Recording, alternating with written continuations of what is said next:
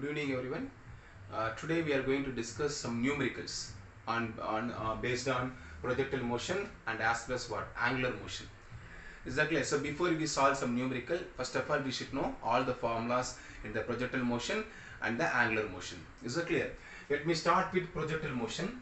In the projectile motions, we have a two type of projectile motion. One is what? We are throwing the object with the horizontal with initial velocity, and second thing, we are throwing some object with the velocity by making an angle with the horizontal. Then for horizontal, first of all coming to only what? Horizontal. We are throwing an object only in the horizontal direction. In the horizontal direction. So whether you are taking the horizontal direction or if you are throwing an object with any initial velocity, if it is making some angle theta with respect to what? Horizontal, and we know that where the horizontal velocity remains unchanged, it always same. Is that clear? Coming to only what? The projectile motion. Is that clear? In the horizontal motions, so we know that the velocity of a body in the y-axis, velocity of the body in the y-axis, that is we know that, so Vy equal to, so we know that initial velocity of the body in the y-axis 0, so that I can take what? At. That I can take. So this is the formula which help us to velocity of the body at any given instant. Is that clear? And next one, displacement. The displacement, the y-axis will be equal to what? We know that the initial velocity is 0 in the horizontal projectile motion. That's why it become 1 by 2 gt ma. 1 by 2 gt square. Because against the gravity, so here also I can replace with the g ma. And we want to know the total time of flight, which means the time of flight is what? The time taken by the body to reach the ground. To reach the ground. So that we studied what? That is t is equal to root over 2h by g ma. 2h by g. And next one, the final velocity of the body when it is hit on the ground. When it is hits on the ground. So we studied that the final velocity, which means for I am telling only in the what? Vertical motion. We studied that is Vy equal to what? Root over 2gh. 2gh. Is that clear? So the result I told you, when the body hits on the ground, there is some velocity in the x-axis, there is some velocity in the y-axis. So this velocity always u. We study, this velocity is always u. And this one will be what? This one will be root over 2gh. Root over 2gh. So the total velocity we studied, what I solved? That is V equal to the total velocity will be equal to u square plus 2gh. Root over 2gh. This is the total velocity of the body when it is hit on the ground. When it is hit on the ground. Exactly. This will be 2gh actually. 2gh. So by taking square, so you get what? Root 2gh in the center. So here also root 2gh only. So this is the final velocity of the body when it is hit on the y-axis, and this is the total velocity when the body hits on the ground due to horizontal velocity and vertical velocity. So these are the formulas we discussed in the what? In the projectile motion in the horizontal direction. Is that clear? Copy this one. And next one, if you are throwing an object by making angle of theta with respect to what? Horizontal, we have another formula, we have another thing. So we saw that the horizontal velocity always what? That is u cos theta, always u cos theta. It will keep on what? It will keep on, it will not change. Is that clear? And we know that initially there is some velocity in the y-axis, that is what? U sin theta. And we know that whether you are throwing the object in the horizontal motion or by making an angle with the horizontal, so this initial velocity, what is it? The horizontal velocity is remain same, and we know that this is uy is keep on change. Keep on change. Is that clear? And we saw the time of flight. We saw the time of flight, So what is the time of flight? That is t equal to 2u sin theta by g. So what is by t here? The total time taken between the point of projection and the point where the ball hits on the ground. Is that clear? And next we have that is called what? Vertical range. We have a vertical range. That is what? Sin u square sin square theta divided by 2g. This is called what? That is called what? This is This is not a horizontal. This is called vertical range, ma. Vertical, which means the maximum height. The maximum height of the body. Is that clear? And we have what? Range, horizontal range, which means the maximum distance covered in the horizontal direction. So that will be equal to u square sine square 2 theta divided, not a sine square, ma, u square sine square 2 theta divided by g. Divided by g. So this formula will help us to find the distance traveled by the body in the horizontal motion. Please understand this one. So this will be what? This will be r. This will be r. So by using this formula, we can find the distance traveled in the horizontal direction. And by using this formula, we can find the what? The maximum height attained by the body. Is that clear, ma? Is that clear? So these are the important formula in the projectile motion. We have two projectile motion I told you. The first formula I already wrote. This is the second case. That is for making an angle theta with respect to horizontal. Is that clear, ma? So now we will solve one by one.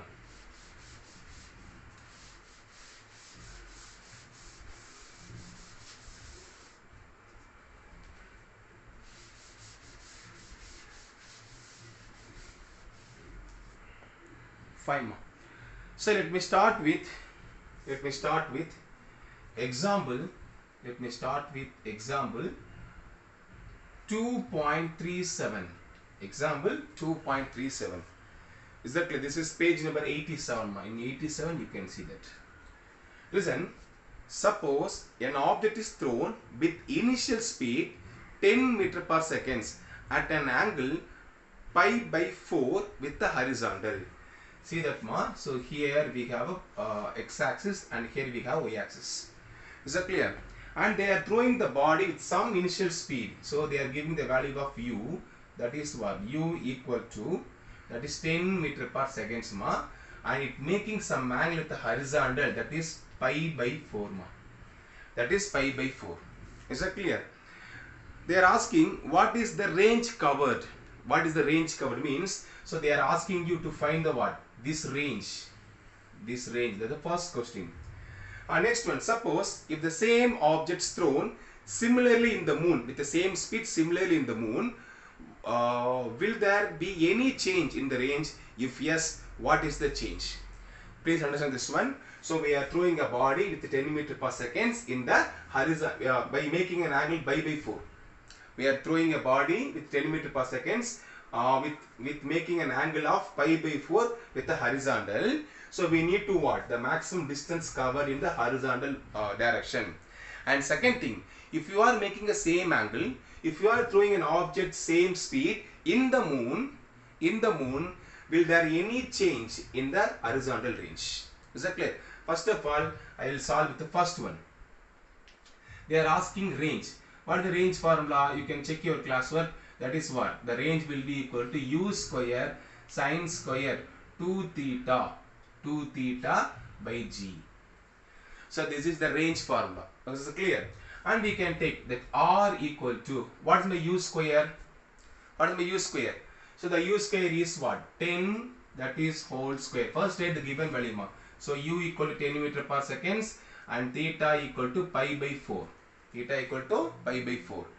So that is 10 square sine 2 theta. In place of theta you can put what? Pi by 4. In place of theta you put pi by 4, ma.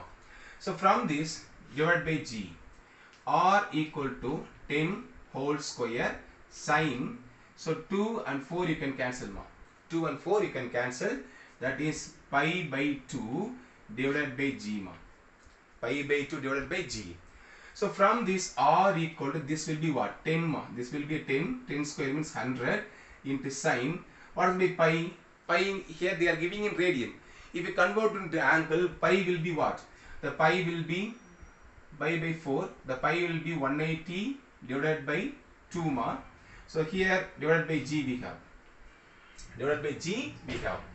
So from this I can write 100 equal to 100 into sin 90 value 1, ma. Sin 90, it is a 90, no?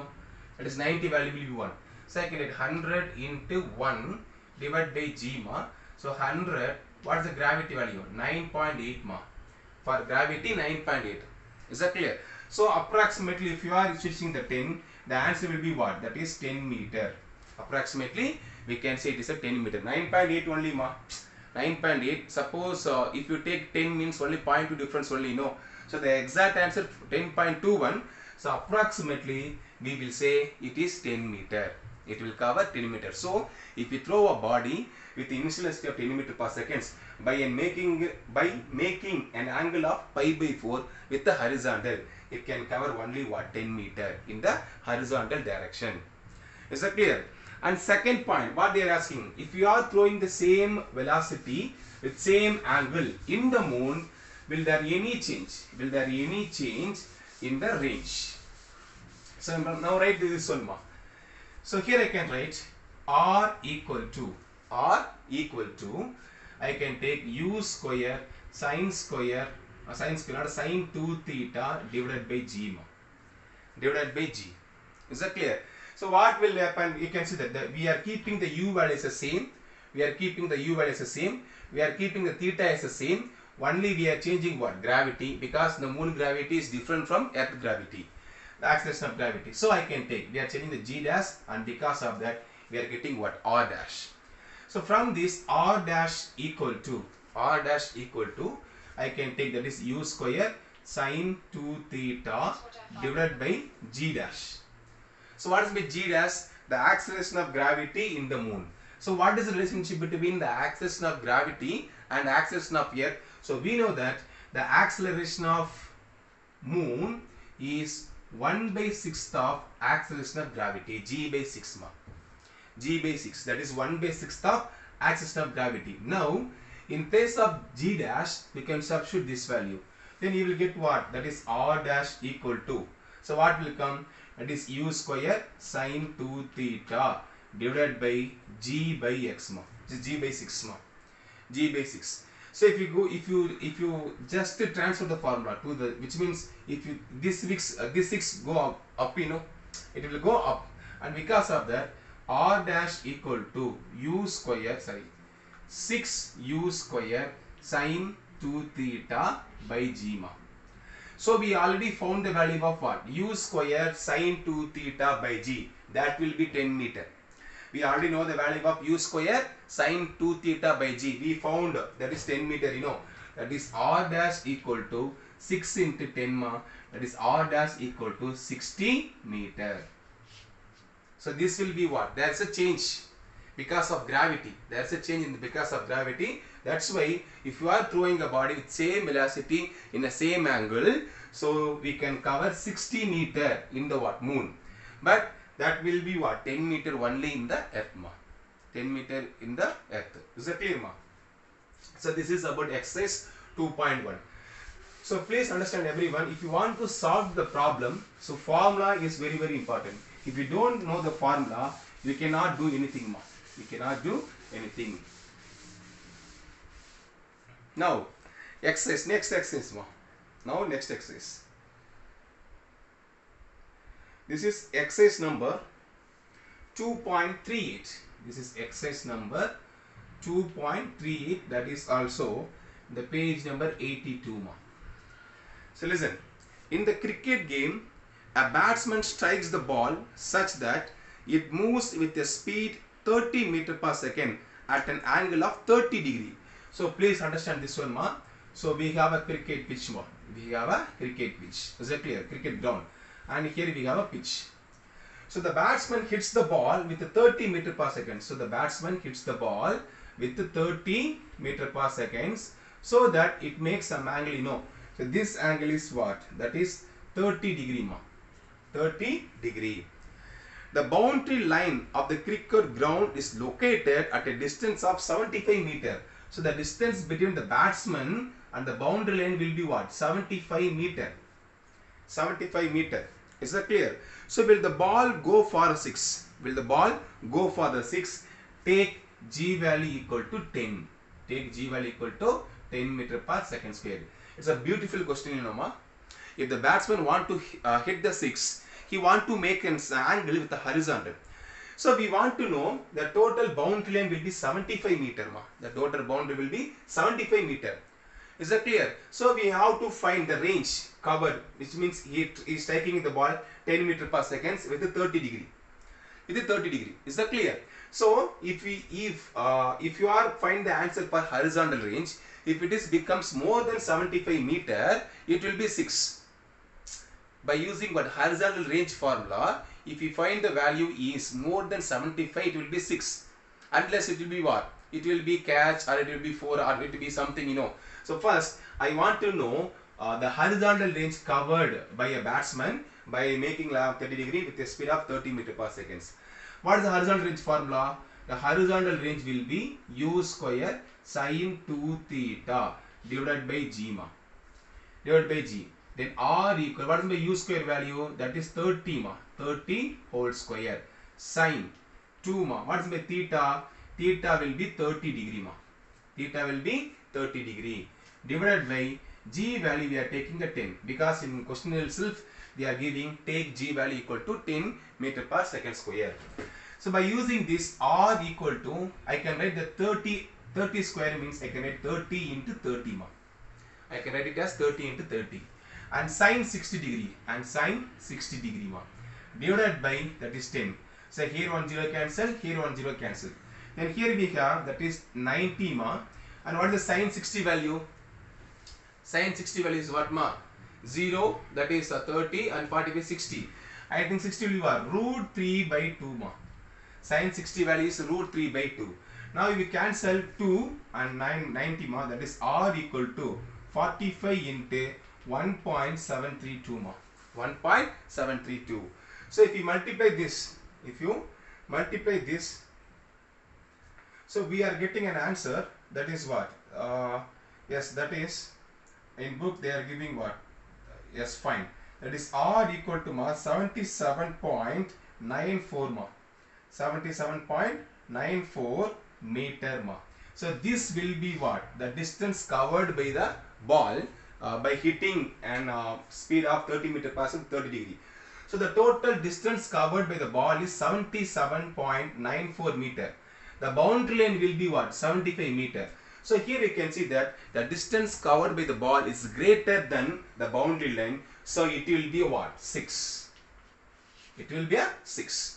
You can see, you know, if you are seeing any IPL match, any cricket match, they will show, you know, the maximum height. They are telling, you know, not a maximum height, the maximum distance.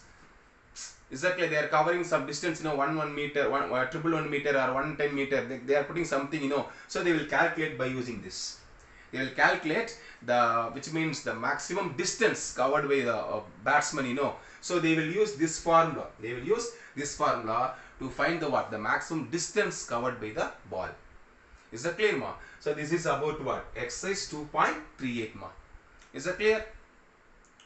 So like that you have some examples, ma. You can have some examples in the book that I will tell you in tomorrow class. Is that clear? Now coming to another topic is called what? Angular motions. Coming to the new topic, angular motion.